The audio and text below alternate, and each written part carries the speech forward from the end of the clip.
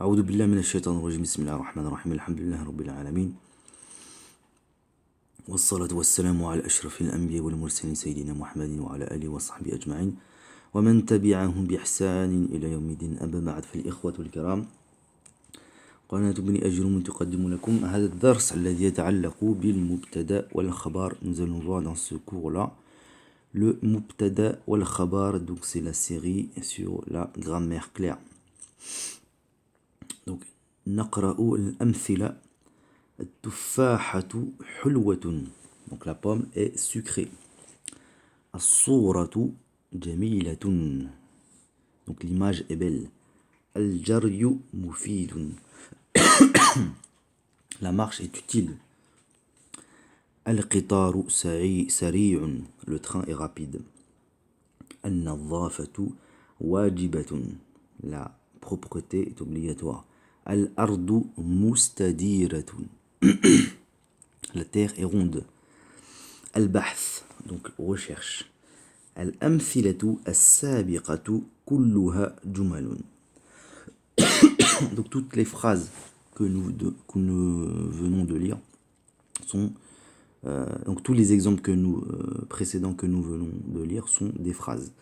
وكل جملة منها مركبة من اسمين, et toutes les phrases qu'on vient de lire sont composées de deux noms.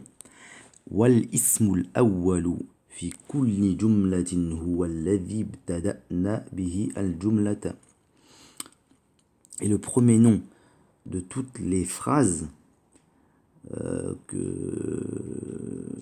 c'est le nom par lequel nous avons donc commencé donc cette phrase-là, c'est-à-dire التفاحة الجري النظافة etc. فهو لذلك يسمى مبتدأ. C'est pour ça qu'on va appeler ce mot-là mubtada, parce que c'est dans mubtada il y a le son, il y a le ça vient de ibtada, ibtada'a, c'est-à-dire le verbe commencer. Donc mubtada'a, c'est le nom par lequel commence la phrase. Donc إذا وضعنا إصبعنا على الاسم الثاني في كل جملة فأخفيناه عن نظرنا وقرأنا هكذا التفاحة الصورة الجري. Donc si nous mettons donc notre doigt sur le deuxième nom, et que nous lisons donc les phrases, c'est-à-dire التفاحة الجري النظافة الصورة القطار, فإننا نتحير.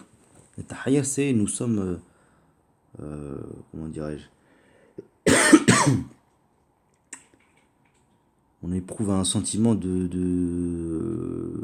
on attend on sait pas ce qui se passe quoi, on est comment dirais-je, je sais pas comment traduire ça, on n'est pas tranquille quoi, parce que c'est une phrase qui est incomplète. Si je te dis que tufaha tout simplement al-jaryu an-nadhafatu, tu vas pas comprendre.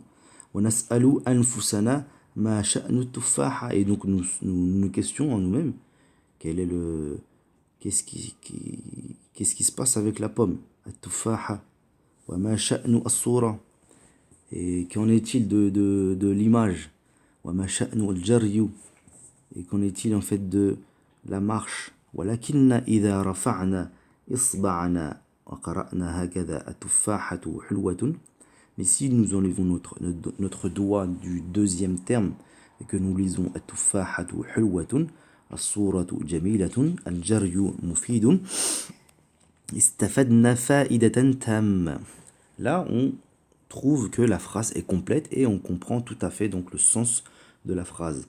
والذي أفادنا هو الاسم الثاني في كل جملة, et donc le deuxième terme nous a permis de comprendre le lien avec le premier terme. التفاحة, oui, la pomme, qu'est-ce qu'elle a? حلوة, elle est sucrée. Là on comprend. Donc le deuxième terme nous apporte l'information sur le premier terme. وهو الذي أخبرنا, et c'est celui qui nous informe بحاولة التفاحة, sur le fait que la pomme est sucrée. وجمال الصورة, sur le fait que l'image est belle.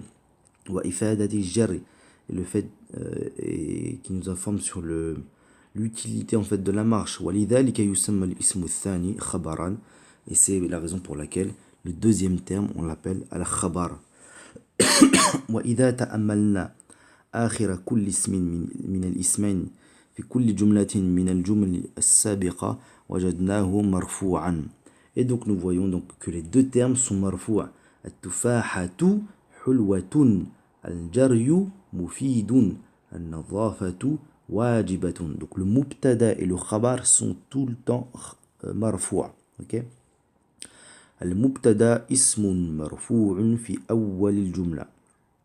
Donc il se situe, c'est le terme qui se situe au début de la phrase. والخبر اسم مرفوع يكون مع المبتدا جملة مفيدة. Donc الخبر, hein, c'est le deuxième terme, hein, avec qui complète donc le khabar et qui donne un sens donc complet, mufid à la phrase. Okay. Donc si nous voyons donc les exemples de l'I'rab, al-hujratu nadhifatun, al-hujratu on va dire que c'est le mubtada marfu'un, et nadhifatun, on va dire que c'est le khabar marfu'un. Ok. Donc le mubtada et le khabar sont marfu'. إذا نكتفي بهذا القدر وإلى درس آخر إن شاء الله. سبحانك اللهم وبحمدك أشهد أن لا إله إلا أنت استغفرك وأتوب إليك. سبحان ربك رب العزة عما يصفون والسلام على المرسلين والحمد لله رب العالمين والسلام عليكم ورحمة الله تعالى وبركاته.